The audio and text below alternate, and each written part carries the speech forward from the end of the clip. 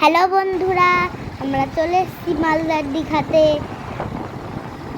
আসুন ভিডিওটা দেখে যান।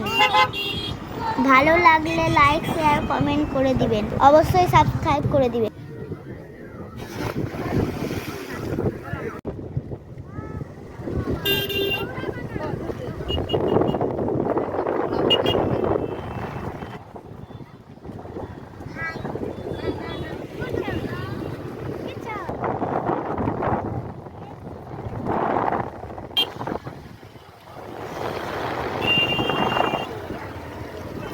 এখানে খুব দারুণ হাওয়া হচ্ছে, আপনারা আসলে বুঝতে পারবেন।